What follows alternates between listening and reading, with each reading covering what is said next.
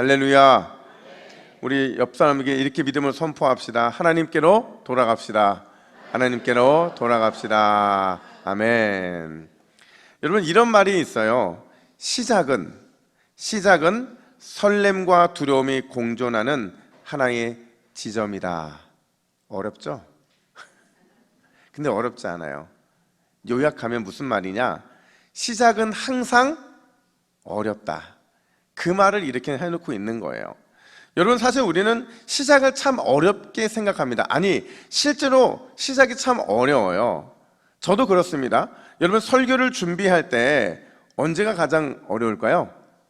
서론을 준비할 때, 도입이 가장 힘들어요. 신방을 할 때 뭐가 가장 어려울까요?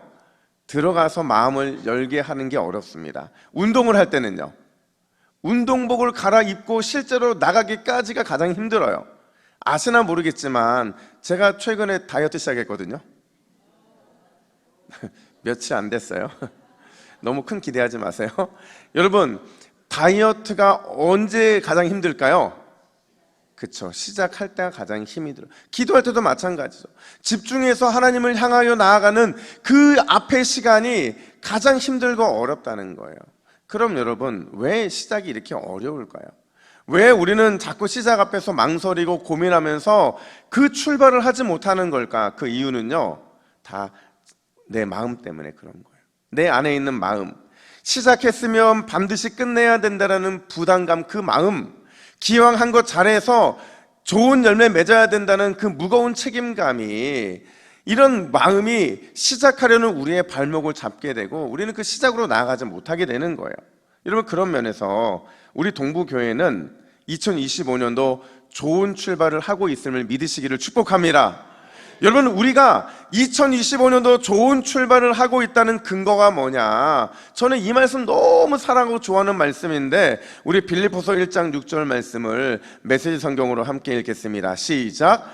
여러분 안에 이 위대한 일을 시작하신 하나님께서 그 일을 지속하셔서 그리스도 예수께서 오시는 그날에 멋지게 완성하실 것을 나는 조금도 의심치 않습니다. 아멘. 여러분, 우리가 좋은 출발을 했다고 확신할 수 있는 근거가 뭐예요? 우리는 잘 모르지만, 우리는 와닿지 않지만, 그럼에도 주님의 위대한 일이 이미 저와 여러분 가운데 시작됐기 때문인 줄 믿습니다. 이미 우리는 하나님께로 슈브 돌아가기로 결단했어요. 그리고 그 결단의 증표로 계속해서 예배의 회복을 구하고 찾고 두드리고 있는 거죠. 여러분, 우리가 계속 예배의 회복을 위해서 예배마다 은혜의 샘물이 터지기를 구하고 찾고 두드리면 반드시 예수 그리스도의 그 날에 멋진 완성을 이루게 될 줄 믿으시기를 축복합니다. 그게 우리가 첫 출발이 좋은 근거라는 거예요. 그렇다면 여러분, 이렇게 한 번 더 믿음으로 선포합시다. 주님이 시작하면 반드시 완성됩니다. 주님이 시작하면 반드시 완성됩니다. 믿으십니까? 주님이 시작하신 그 놀라운 일들의 완성을 보시는 우리 모두가 되기를 주님의 이름으로 축복합니다. 여러분, 오늘 본문도 슈브, 돌아가는 이야기예요. 19절을 보세요. 우리 19절을 함께 읽습니다. 시작. 여호와께서 미디안에서 모세에게 이르시되 애굽으로 돌아가라. 내 목숨을 노리던 자가 다 죽었느니라. 자, 여호와께서 모세에게 뭐라고 말씀하세요? 애굽으로 돌아가라. 슈브, 이렇게 말하고 있는 거죠. 여러분, 이 말을 들었을 때 모세의 마음이 어땠을 것 같아요? 아마 처음에는 굉장히 설레고 흥분됐을 거예요. 왜 아니겠어요? 여러분, 40년 동안 미디안 광야에 있는 모세, 정말 외롭고 지친 삶, 아무도 기억하지 못하는 잊혀진 삶이었잖아요. 그런 40년의 세월을 보내고 있을 때 그런 자신에게 찾아와 주시고 직접 만나 주시고 심지어 사명까지 주시니 얼마나 흥분되고 얼마나 설렜겠냐 하는 거죠. 그런데 여러분, 또 한편으로 생각해 보면 그냥 마냥 흥분되고 설렜을까요? 아니라는 거예요. 현실의 문제가 있었기 때문에 그 현실의 문제가 하나씩 떠오를 때마다 걱정거리가 더해질 뿐이었다라는 거죠. 해결해야 될 많은 문제가 있었고 그 문제들 때문에 근심에 쌓였을 것이고 그게 그를 짓누르는 상황까지 이르게 됐을 거라는 거예요. 가장 먼저 어떤 근심이 있었겠느냐? 아무것도 준비가 되어 있지 않은 거예요. 여러분, 애굽에 가서 모세는 바로와 맞서야 되는데, 맞서서 싸워서 자기의 백성들을 끌고 나와야 되는데, 지금 모세가 준비된 게 뭐가 있어요? 아무것도 준비가 안 돼 있잖아요. 그러니 걱정이 될 수밖에 없었던 거죠. 게다가 지금 모세는요, 혼자가 아니에요. 가족들이 있었어요. 아내 십보라가 있었고, 두 아들 게르솜과 엘리에셀이 있었고, 심지어 자신을 지금까지 끌어주었던 이드로라고 하는 장인까지 있는데, 문제는 이들이 신앙이 없는 사람들이었다는 거예요. 신앙이 없다 보니까 그들을 설득하는 것이 아마 모세에게는 가장 큰 부담이 되지 않았을까, 그런 생각이 되는 거죠. 요약하면 지금 모세는 설렘과 두려움에 그 공존하는 시간, 바로 그 시작의 시간 앞에 서 있는 거라는 거죠. 가야 할 목표는 분명해요. 하나님의 말씀이 떨어졌으니 절대 물을 수 없는 상황인 건 맞아요. 그럼에도 망설일 수밖에 없었던 것은 현실의 근심과 걱정과 염려, 이것 때문에 한 발자국도 내디딜 수 없는, 내디디려면 큰 용기가 필요했던 게 바로 지금 모세의 모습이더라는 거죠. 얼마나 그렇게 망설였을까? 정확하게 알 수는 없어요. 근데 20절은 그 망설임의 끝에 결과를 이렇게 말합니다. 우리 20절 말씀을 함께 읽습니다. 시작. 모세가 그의 아내와 아들들을 나귀에 태우고 애굽으로 돌아가는데, 아멘. 돌아가기로, 휴부하기로, 하나님의 말씀에 순종하기로 모세가 결정을 했다라는 거죠. 근데 놀라운 건 뭐냐면 바로 그때에 예기치 못한 사건 하나가 발생하더라는 거예요. 모세가 마주하고 있는, 돌아가기로 결정하고 그 길을 따라가고 있는 그 순간에 모세 앞에 떨어진 예기치 못한 사건이 뭐냐? 24절 말씀입니다. 우리 24절 말씀도 함께 읽습니다. 시작. 모세가 길을 가다가 숙소에 있을 때에 여호와께서 그를 만나서 그를 죽이려 하신지라. 자, 여러분, 이 말씀이요, 사실은 원문 그대로 번역하면 이렇게 그냥 일반적인 의미가 아니에요. 원문에 맞게 해석해 보면 모세가 휴식을 취하고 있을 때, 깊은 생각에 빠져 있을 때 여호와께서 그를 찾아내셨다, 이렇게 말을 해요. 찾아내시고는 그를 죽이기 위해서 달려드셨다라는 거죠. 여러분, 이게 뭘 의미하는 걸까요? 지금 이 사건이, 24절의 이 말씀이 우연히 일어난 사건이 아니라는 거예요. 하나님에 의해서, 하나님께서 주도하신 분명히 무엇인가 의도된 상황이 발생하고 있더라는 거죠. 여러분, 왜 하나님은 갑자기 모세에게 달려들고 계신 걸까요? 심지어 왜 굳이 주의 말씀에 순종해서 애굽으로 돌아가고 있는 모세를 의도적으로 찾아오셔서는 마치 그를 죽일 듯이 달려들고 계신 거냐 하는 거예요. 여러분, 그 이유가 뭘까요? 오늘 본문은요, 하나님께 돌아갈 때, 우리가 하나님께 돌아가고자 다짐하고 헌신하고 그 길을 따라갈 때 반드시 거쳐야 할 과정이 있다는 걸 보여주기 위함이라는 거죠. 이 과정을 거쳐야만, 이 과정을 통과해야만 하나님 앞에 나아갈 자격을 얻게 되기 때문에 그런 거예요. 그렇다면 과연 여러분, 하나님께 돌아갈 때 우리는 어떤 과정을 거쳐야만 하는 것일까? 먼저요, 여러분, 우리가 하나님께 돌아갈 때 반드시 새로운 피난처를 위한 영적인 사투가 벌어진다는 사실을 기억해야 된다는 거예요. 여러분, 영적인 사투가 필요하다는 것은요, 우리가 하나님께로 돌아갈 때 그동안 누적되고 쌓아왔던 내 안에 있는 옛것을 버리는 그 전쟁이 벌어질 수밖에 없다는 것을 말해주고 있는 거죠. 분명히 모세는 호렙산에서 하나님을 만났어요. 그리고 자신이 돌아가야 될 분명한 이유도 알고 있었죠. 방향도 알고 있어요. 그 증표로 오늘 하나님께서 모세에게 뭐를 주시느냐? 20절 하반절 말씀 보면 모세가 누구의 지팡이를 손을 잡고 있다고 말을 하고 있어요? 하나님의 지팡이를 잡고 있다. 지팡이였던 거죠. 근데 여기서 중요한 것은 모세가 자기 지팡이를 잡은 게 아니었다라는 거예요. 자기 지팡이가 아니라 어떤 지팡이를 손에 잡고 있느냐? 하나님의 지팡이라는 거죠. 이걸 긍정적으로 보면 모세가 하나님의 지팡이에 움직이고 있는 것, 이게 신앙이거든요. 근데 이걸 좀 삐딱하게 보잖아요. 삐딱하게 보면 어떤 의미가 되느냐? 자, 보세요. 모세가 자기 손으로 지팡이를 붙잡고 있어요. 모세의 손에 하나님의 지팡이가 탁 떨어져서 들려져 있는 거예요. 여러분, 이 차이를 아시겠어요? 지금 모세는요, 애굽으로 돌아가겠다고 말을 하면서도 몸은 애굽으로 향하고 있으면서도 확신이 없었던 거예요. 기쁨으로 돌아가는 것을 선택한 게 아니었다라는 거죠. 하나님에 의해서, 마지못해 하나님의 주권적인 힘에 의해서 지금 돌아가고 있더라는 거예요. 이 말을 역으로 해석하면 지금 모세의 마음의 상태가 어떤 상태냐? 여전히 갈등 중이라는 거예요.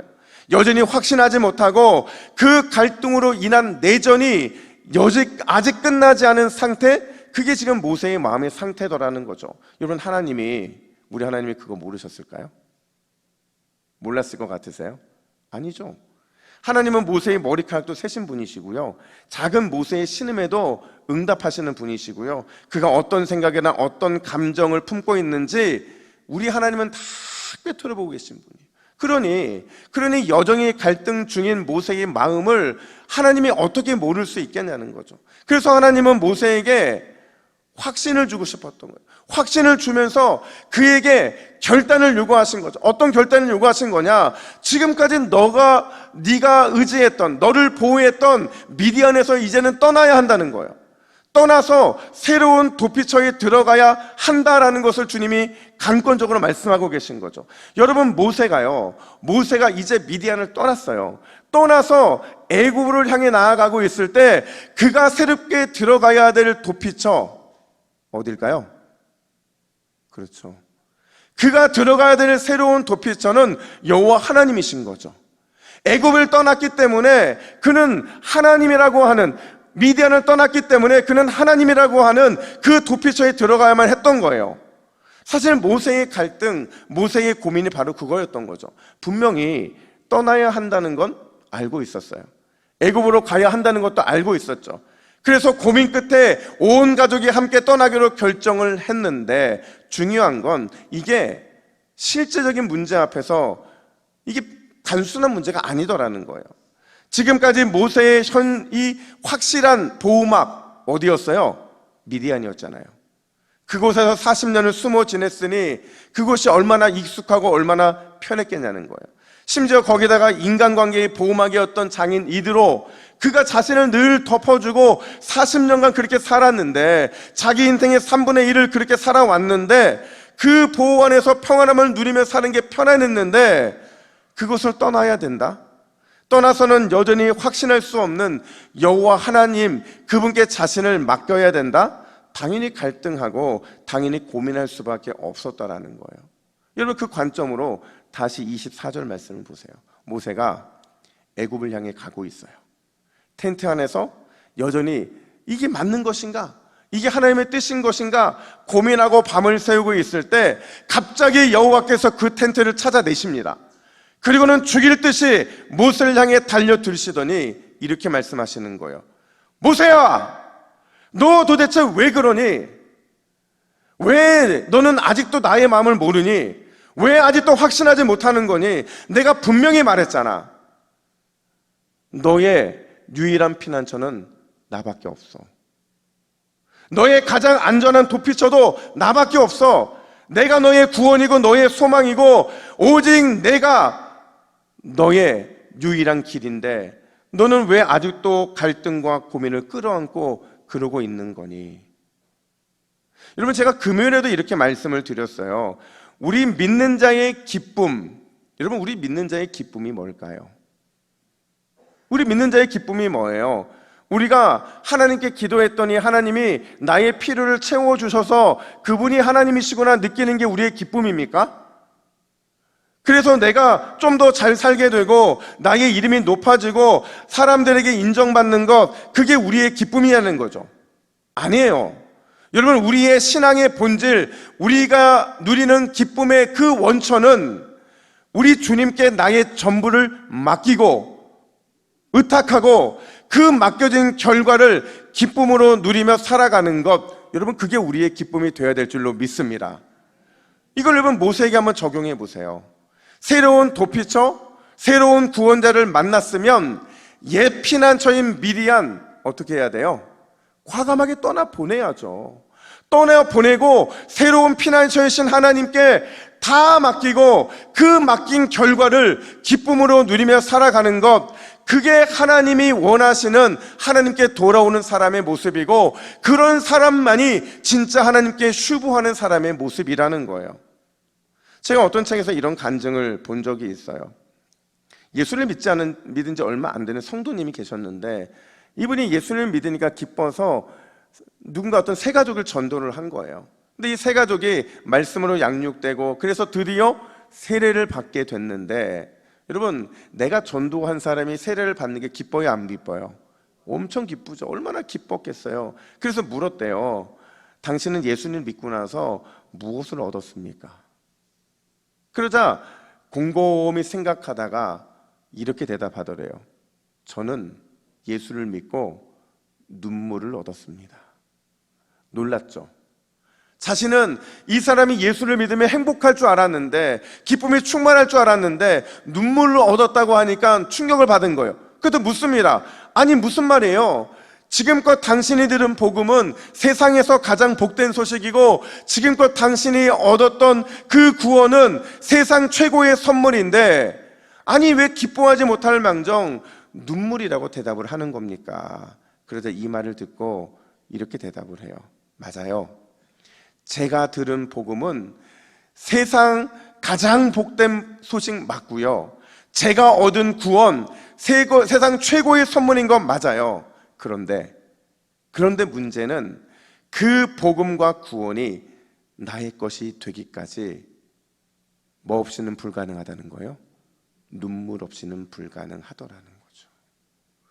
여러분 살다 보면 마치 하나님께서 나를 죽이시려는 것처럼 막 몰아칠 때가 있어요. 아무런 대책도 없는데 나를 인생 광야에 몰아넣으실 때도 있고요. 갑작스러운 질병이나 갑작스러운 사고로 나를 공포와 또 고통의 바다에 빠뜨리실 때도 있죠. 내가 기대하고 소망했던 게 있는데 그거 다 무너뜨리셔서 이제 난 뭘로 살아야 되느냐고 그렇게 하나님 앞에 항변하게 하실 때도 있다라는 거예요. 근데 여러분 그때 우리가 기억해야 될 게 있어요. 그때 그 눈물의 때가 바로 미디안을 떠나보내야 할 때라는 거죠. 내 안에 있는 망설이고 있는, 주저하고 있는, 여전히 나를 보호해 줄 것 같은 것처럼 느껴지는 그 미디안을 떠나보내야 될 때라는 거예요. 미디안을 떠나보내고 하나님이라는 새로운 피난처에 내 전부를 걸어야 될 때라는 거죠. 우리 하나님이 그걸 통해서 우리의 신앙을 달아보시고, 그걸 통해서 진짜 우리가 하나님께로 돌아오기를 원하시는지를 확인하고 계신다라는 거예요. 이걸 모세가 뒤늦게 알게 되거든요. 뒤늦게 알게 되고서는 모세가 자신의 시편 90편 1절에서 그 시편을 시작하며 이렇게 고백을 합니다. 우리 90편 1절을 현대인의 성경으로 함께 읽습니다. 시작. 여호와여 주는 항상 우리의 안식처가 되셨습니다. 한 번 더 읽습니다. 시작. 여호와여 주는 항상 우리의 안식처가 되셨습니다. 할렐루야. 여러분 여호와 하나님만이 우리의 안식처인 줄 믿으시기를 축복합니다. 우리가 피할 유일한 안식처 우리 하나님밖에 없는 줄로 믿습니다. 여러분 성도의 힘이 어디에 있는 줄 아세요? 성도의 힘은요 주권자이신 여호와 하나님 오직 그분이 주시는 것밖에 없어요. 아무리 세상이 좋은 것들로 우리를 유혹해도, 아무리 대단한 것이 우리에게 힘을 줄 것처럼 느껴지지만 하나님이 주지 않으시면 그것은 우리가 누릴 수 있는 것이 아닌 거죠. 우리 인생의 주권자이신 하나님, 그분께서 우리에게 힘을 주시고 능력을 주시고 권세를 주셔야 우리는 이 땅 가운데 그것을 누릴 수 있는 줄 믿으시기를 축복합니다. 그리고 우리의 인생의 완전한 피난처이신 하나님, 그분을 얻기 위해서 과감하게 옛 미디안과 결별하시기를 축복합니다. 그게 이루어져야만 우리가 진짜 하나님께 돌아가고 있는 거예요.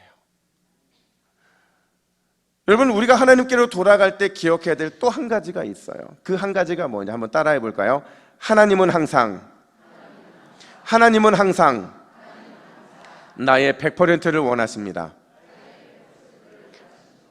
여러분, 하나님께서 나의 100%를 원한다는 것을 한 단어로 뭐라고 해요? 전심이라고 말을 합니다. 하나님은 저와 여러분들의 전심을 원하세요. 여러분, 오늘 본문 다시 모세가 죽음과 사투를 벌이는 장면을 돌아와 보면요, 이 장면에서 이해되지 않는 스토리가 전개되는 것을 우리가 보게 돼요. 24절에 보면 모세는 죽음 앞에 서 있어요.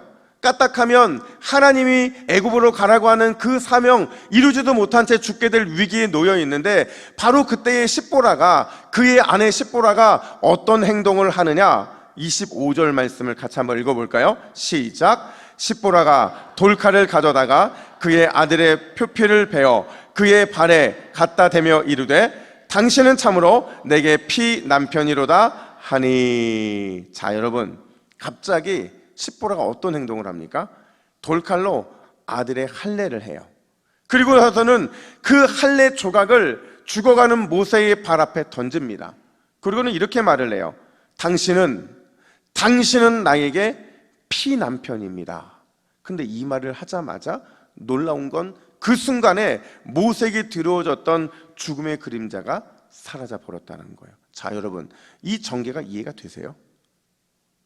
하나님께서 모세를 죽일 듯이 달려드신 것도 사실은 우리가 이해하기 어려운데, 갑자기 십보라가 아들의 할례를 집례하고 그래서 그 결과 모세가 죽음의 고비를 넘기게 된다.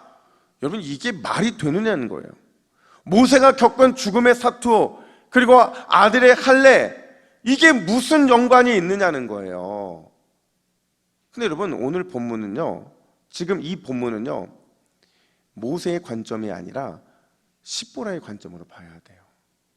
그러니까 십보라의 관점에서 기록이 된 말씀이라는 거죠. 당시 십보라는 어떤 상태였느냐? 여러분, 십보라는요 40년간 모세와 살았지만 하나님을 알지 못하는 여인이었어요. 단 한 번도 하나님을 만난 적도 없고 여호와 하나님이라는 그분을 신앙한 적도 없고 경험한 적도 없는 완전히 초신자였던 거죠. 그런데 그녀에게는요 한 가지 모세와 살면서 마음에 걸렸던 게 있었어요. 그게 뭐냐면, 모세가 믿는 하나님이 어떤 분인지 정확하게는 알 수 없지만 그분과 이스라엘 백성들, 특별히 모세가 맺었던 언약의 표정이 있었죠. 그게 뭐예요? 할례였던 거죠. 하나님의 언약, 약속의 표징이었던 할례, 그게 그녀의 마음에 늘 걸려 있었던 거예요. 여러분, 25절을 다시 보시면 십보라가 할례를 행하고 있는데, 여러분, 이 할례를 행하는 것이 두 아들 모두에게 행한 할례입니까? 아니면 한 아들에게 한 할례입니까? 그 아들이라고 말하잖아요. 단수예요. 무슨 말이냐면, 아마도 첫째 게르솜은 어렸을 때 할례를 받았을 거라는 거죠. 그런데 둘째 엘리에셀은 할례를 받지 않았던 거예요. 왜냐? 이 할례라는 게요, 언약의 관점으로 보면 너무나도 큰 축복이거든요. 근데 신앙의 관점이 아니고 불신앙의 관점으로 보면, 특별한 하나님의 언약과 구원의 관계를 이것으로 이해하지 못하게 되면 오해할 수밖에 없는 거죠. 십보라가 그랬다는 거예요. 아들을 낳고 나서 첫째 게르솜에게 할례를 행했는데 그 어린 피부치의 몸에서 또 피가 나는 걸 보면서 참을 수가 없었던 거죠. 그래서 둘째에게는 할례를 행하고 싶지 않았던 거예요. 근데 할례를 행하지 않은 것이 두고두고 그의 마음에 걸려 있던 거죠. 그러던 중에 남편 모세가 하나님을 만나요. 하나님을 만나서 그가 사명을 받고 애굽으로 가고 있는 과정 가운데 죽음의 사투가 벌어지게 되죠. 당연히 아내로서 남편이 왜 이런 위기를 당했는가에 대한 위기의 원인을 찾게 되었을 것이고, 이 위기를 어떻게 극복할 것인가에 대한 깊은 고민을 하지 않을 수 없었다는 거죠. 그래서 결론이 뭐냐? 고민해 봤더니 하나님과의 관계에서 자신의 가족이 유일하게 하지 않은 한 가지가 있더라는 거예요. 다 했어요. 가라고 해서 갔고 떠나라고 해서 떠났는데 유일하게 하지 않았던 한 가지가 있었죠. 그게 뭐예요? 할례였던 거죠. 그 할례, 하나님의 약속의 표징이었던 할례, 그 할례가 지금 하나님께로 돌아가고 있는 모세와 그의 가족들에게 있어서 하나님께서 기뻐하시는 그 100%를 채우기 위한 마지막 퍼즐 조각이더라는 거죠.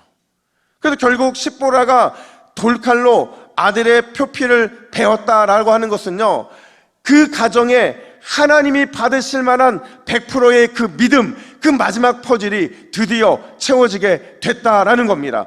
그리고 그 퍼즐이 채워지면서 모세는 죽음의 고비를 넘어갈 수 있었고, 그 퍼즐이 채워지면서 위대한 출애굽의 영웅이 될 수 있는 그 준비를 하게 되었다라는 거죠. 저는 여러분 오늘 이 말씀을 묵상하면서 제 안에 끊임없이 드는 도전이 있었어요. 그게 뭐냐면, 과연 우리 동부교회가 하나님께로 나아간다고 선포하고 그 길을 나아가고 있는데, 진짜 하나님께로 나아가고 돌아간다고 말했을 때 그것을 위해서 채워야 할 마지막 퍼즐이 뭘까?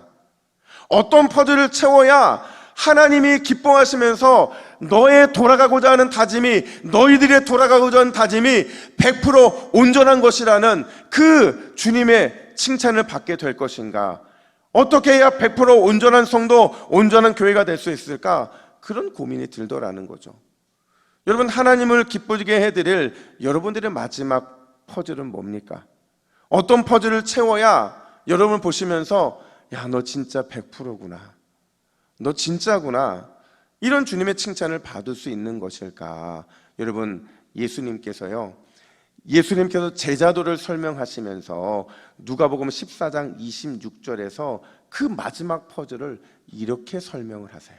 우리 누가복음 14장 26절 말씀을 함께 읽습니다. 시작. 무릇 내게 돌아오는 자가 자기 부모와 처자와 형제와 자매와 더욱이 자기 목숨까지 미워하지 아니하면 능히 내 제자가 되지 못하고. 다시 한번 읽습니다. 시작. 무릇 내게 오는 자가 자기 부모와 처자와 형제와 자매와 더욱이 자기 목숨까지 미워하지 아니하면 능히 내 제자가 되지 못하고. 아멘. 여러분, 물은 내게 오는 자, 이거를 우리가 히브리어로 슈브라고 하잖아요. 그러니까 예수님께서는 제자들에게 나에게 오려면, 하나님께로 돌아가려면 반드시 조건이 있는데, 그게 뭐예요? 미워하지 아니하면. 그럼 미워하지 아니한다는 게 뭐예요? 미워하지 아니한다는 것은요, 덜 사랑해야 될 게 있다라는 거예요. 덜 사랑해야 될 게 있다는 우선순위를 말하고 있는 거죠. 우리가 하나님께 돌아가기 위해서는, 하나님 기뻐하시는 온전한 그 100%가 되기 위해서는 반드시 더 사랑해야 될 것과 덜 사랑해야 될 것을 구별해야 된다는 거예요. 강하게 붙잡아야 될 것과 내려놔야 될 것을 정해야 된다는 거죠. 그걸 정하지 못하면 절대 죽음과의 사토에서 승리할 생각하지 말라는 거예요. 출애굽의 기적은 기대도 하지 말라고 말씀하고 계신 거죠. 사랑하는 여러분, 말로만 하나님께 돌아갈 것이 아니라 우리가 덜 사랑해야 될 것을 정함으로 인해서 더 사랑하고 덜 사랑하고 붙잡고 또 내려놔야 될 것을 제대로 구별함으로 말미암아 우리의 돌아감을 증명하시기를 주님의 이름으로 축복합니다. 지난 여름에 제 방에 이상한 놈 하나가 들어왔어요. 제가 한국에 살면서 이런 놈을 거의 처음 봤어요. 어떤 놈이냐면 바로 요 놈인데, 와, 여러분, 이게요, 새끼손가락 2마디만한 녀석이었어요. 큰 놈도 아니었어요. 작은 놈이었는데 제가 이렇게 보고 있다가 얼마나 놀랐는지. 물론 저 놈도 저를 보고 놀랐을 거예요. 근데 제가 너무 놀라서 이렇게 건드려 봤는데, 여러분, 살았을까요? 죽었을까요? 아니요, 죽어 있었어요. 뭐 이렇게 안타까워해요? 영혼이 죽는 것도 아닌데 죽어 있는 거예요. 그래서 제가 살아있으면 놓아주려고 했는데 이제 죽었으니까 놓아줄 기회를 잃어버린 거죠. 근데 제가 이놈을 이렇게 바라보면서 이렇게 물어봤어요. 너 왜 죽었니? 너 분명히 살기 위해서 내 방까지 왔는데 왜 너 살아나기에 실패한 거야? 뭐라고 대답했을까요? 제 마음의 생각이에요. 이렇게 대답하더라고요. 새로운 피난처를 잘못 찾았어요. 내가 뭘 붙잡아야 되는지, 내가 어디로 가야 되는지, 그래야 생명을 얻을 수 있는지 제가 오판했어요. 그래서 이렇게 죽었어요. 이 말을 하는 것 같더라고요. 여러분, 우리도 그럴 수 있는 거죠. 여러분, 우리도요, 마치 내가 살아있는 것처럼 느껴지고 내가 그냥 다 같이 가니까 하나님께로 돌아가고 있는 것처럼 내 신앙이 회복되고 내 삶이 회복되는 것처럼 느껴지지만 그게 가짜일 때가 있다는 거예요. 그게 진짜가 아닐 때가 있다는 거죠. 산 것처럼 보이지만 마치 죽어있는 그런 상태가 있을 수 있다는 거예요. 왜요? 새로운 피난처를 잘못 찾았기 때문에. 뭘 붙잡아야 되는지, 어디로 가야 되는지 우리가 거기에서 잘못된 답을 찾았기 때문에 우리는 그런 상황이 될 수가 있었다라는 거죠. 여러분, 오늘 모세가 만약에 이 사건 없이 그냥 갔다고 생각해 보세요. 모세가 그냥 하나님이 가라고 하니까 그 생사의 고비를 넘어보지 못한 채 그냥 갔다고 한다면 과연 그가 이스라엘을 출애굽시킬 만한 영적인 리더로 세워질 수 있었을까요? 아니라는 거예요. 그가 진짜 하나님의 신실한 종으로 남은 40년을 이스라엘과 함께 하나님의 귀한 거룩한 그 길을 향해 갈 수 있었던 이유는 바로 오늘 본문에서 마지막 그가 하나님께 드려야 되는 100%를 채우기 위한 그 표피를 배워서 드렸기 때문에 가능했다라는 거예요. 여러분, 우리 인생에 눈물과 죽음이 두려워질 때가 있어요. 마치 하나님이 아무 소망 없는 것처럼 나를 밀어 넣을 때가 있죠. 바로 그때가 저와 여러분들을 하나님께서 새로운 피난처로 부르고 계시는 때임을 믿으시기를 축복합니다. 그 피난처이신 하나님께 우리가 나아가려면요, 온전한 100%가 필요해요. 그리고 그 마지막 그 온전한 100%는 마지막 표피를 배워서 주의 발 앞에 올려드릴 때, 그때 우리는 진짜 100%가 된다는 사실이죠. 여러분, 말로만 하나님께 돌아가지 말고 진짜 나의 표피를 배워서 그 아픔을 감당하면서까지도 그 표피를 배워 하나님께 드림으로 말미암아 하나님이 우리의 완전한 피난처임을 깨닫고 온전한 100%로 살아가게 되는 저와 여러분의 삶이 되기를 예수님의 이름으로 축복합니다.